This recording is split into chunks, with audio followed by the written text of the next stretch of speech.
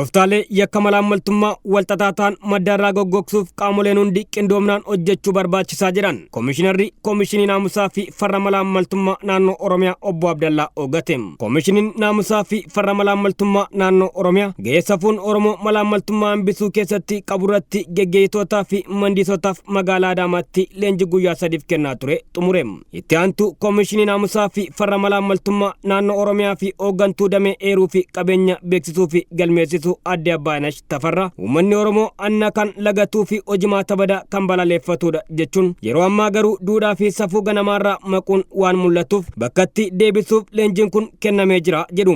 Gara safuu fi duudhaa Oromootti uummanni kun maalirraa mucaate yeroo ammaa akka Oromootti akka saba kanaatti aadaa boonsaa aadaa baay'ee barsiisaa ta'ee fi hanna kan lagate hojimaata badaa kan balaaleffatedha jechuudha uummanni Oromoo dhaloota isaarraa uumamaa isaarraa kaasee jechuudha.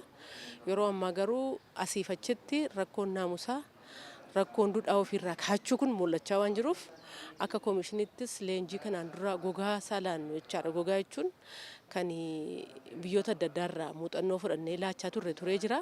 Haa ta'uutii garuu naamusatti deebisuuf duudhaa ganamaatti deebisuu namni safuusaa akka baratu gochuun inni jalqabaa.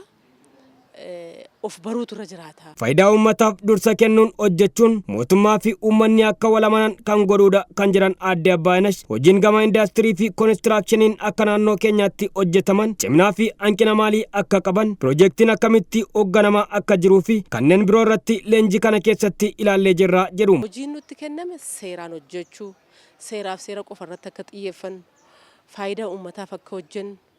Uummataaf mootummaan akka olamanu taasisuuf gahee olaanaa waan qabuuf mata duree kana filanne inni ittaanu industiriin koonistiraakshanii naannoo keenyaa maal fakkaata?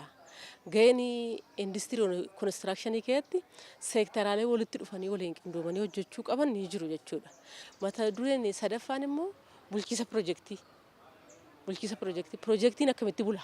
Akkamitti hooggana eenyutu hooggana? Komishinara Komishinii Naamusaa fi Farra Malaammaltummaa Naannoo Oromiyaa Obbo Abdallaa Oogate kallattii kennaniin yakki malaammaltummaan ittiin raawwatamu walxaxaa fi rakkisaa waan ta'eef ogeeyyiin leenjii kana fudhatan haala leenjii fudhataniin haqaan uummataaf hojjechuu qabu jedhu. Kana malees qorannoo hojimaata hojii geggeessinu keessatti waliin yoo hojjennu qofa milkoomna waan ta'eef deeggarsa barbaachisu qitaan raawwachuun murteessaadhas jedhu. Noowwan akkasii yoo geggeessinu amma waan qorannoo hojimaataa yoo geggeessinu isin oliin yoo hojjenne qofa milkoofna. Kanaaf manneen hojii deeggarsa asii hamma dakaatitti godhuu qabdu. Sammuu qulqulluun ragaa kennuu qabdu. Waan dabe sirreessuudhaan ka hojjennu malee nama yakkamaa godhuu miti. Kanaafuu sammuu qulqulluun ragaa kennu waan dabee sirreessuuf hojjenna malee nama yakkamaa gochuu miti waan ta'eef haala leenjii fudhataniin dirqama keessan baachuu qabdu jedhu. Pirinsipiliin qorannoo yakkaas maal jedha? Yoo lafaa kaatee yakka tokko qorattu haqa baasuuf deemi malee nama yakkamaa godha jetteen deeminii jedha. Haqaaf haqa baasi. So asirratti isin oliin hojjennaan bu'aa guddaa nuu buusa. Geggeessitoonnii fi mandiistonni leenjii fudhatan leenjichi barbaachisaa fi duudhaa isaa ganamaatiin dhugaan akka hojjennu kan nutti agarsiisedha jedhu. Kanaafuu haala leenjii fudhanneen kan hojjennu ta'a jechuun yaada kennan. Leenjiin kun baay'ee barbaachisaa murteessaadha kan hin jedhuun qaba.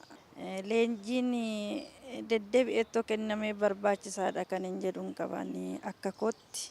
Leenjiin kun ogeessaafis hooggantootaafis deddeebi'eettoo kennamee namni waan baay'ee irraa barachuu danda'a. Leenjiin baay'ee barbaachisaadha. Nda'u kana dura wanti akkasii baratama ta'e waggaadhaan akkasitti abdeet ta'ame kurmaana lammaffaa irratti boqonnaa qubbii fi boqonnaa raawwii keenya kana irratti wal qabsiifamee dubbifa kanaan deemame akkaataa ogeessii fi hooggansis qaamoleen qooda fudhattoonni hundumtuu itti wal arganii ittiin haala hanqina qaburraa haala ciminatti fidurratti wal ilaaluu keessatti waan guddaan irraa argadhe. Safuun duudhaa fi aadaa Oromoo eenyummaa Oromoo bakka itti deebisne jenereeshinii dhufus hojjetaa amma jirus haala gaarii ta'een akka namaa yaannee namaaf yaannee uummata tajaajilu saniif waan nurraa eeggamu galmaan ga'uudhaaf nuti hojjettoota mootummaati uummata tajaajiluuf mindeeffamna. asirratti fedhii mataa keenyaa dhiisne fedhii ummataa dursuu akka qabnudha.